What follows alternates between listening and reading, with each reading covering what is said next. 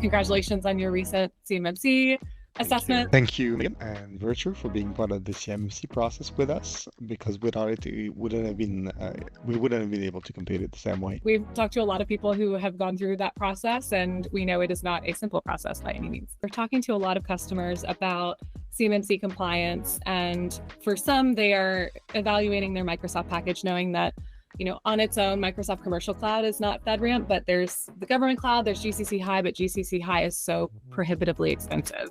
And so we have a lot of customers who are using Virtru to make sure that there's that degree of separation of the CUI from any non-FedRAMP environment. And I'm curious, what the process was like for you as you were evaluating and knowing, okay, I've got to meet CMMC compliance. I need to make sure that I'm protecting CUI against all of these requirements. I remember looking at GCC High, and like you said, it was really expensive, but also you need to be DoD registered. And if I'm not mistaken, we're not. So we're not able to access that level of tenant protection.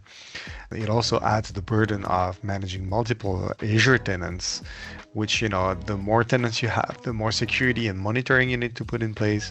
And eventually leaves room for weaknesses or important details that you might not have thought about.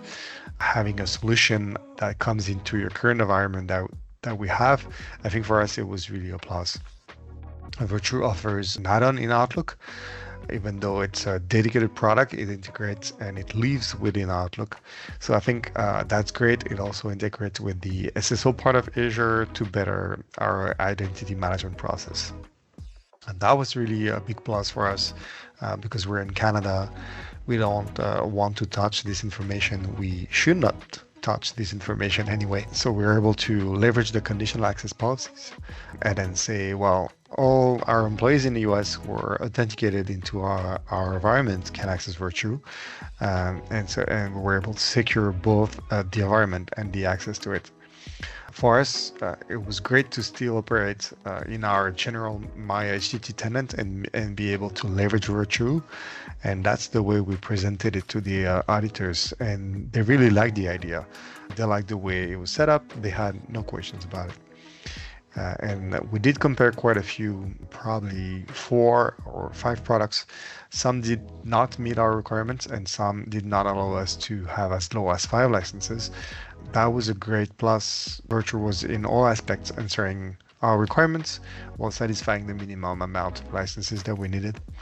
Currently, we don't do intensive CUI related work in the US, but now with the CMMC certification, it also opens doors. So we might end up doing way more. The pricing aspect was also a plus for us, and being able to size down and size up is a great asset. We're able to test it and review it in a span of days. It was probably less than a month from the beginning to the end. And to document it within our process was easy.